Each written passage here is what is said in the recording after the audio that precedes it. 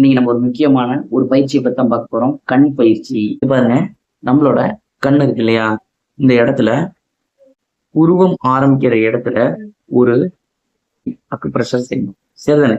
பண்ணிட்டு அதே மாதிரி முடிகிற இடம், உருவம் முடிகிற இடத்துலையும் ஒரு 20 தடவை அக்குப்ரெஷர் செய்யணும்.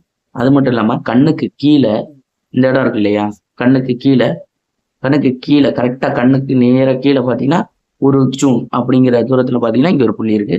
இதை வந்து ஒரு 21 தடவை அதே மாதிரி செய்யணும். அப்புறம் இந்த புருவத்துக்கு மத்தியில ஒரு புள்ளி இருக்கு. முக்கியமான கண்களுக்கு ஆற்றல் கொடுக்கக்கூடிய ஒரு முக்கிய புள்ளி, கண்கள் சிவத்தல் அந்த மாதிரி பிரச்சனைக்கு கூட இது ஒரு முக்கிய புள்ளி. இந்த புள்ளியை வந்து 21 தடவை ப்ரெஸ் பண்ணணும்.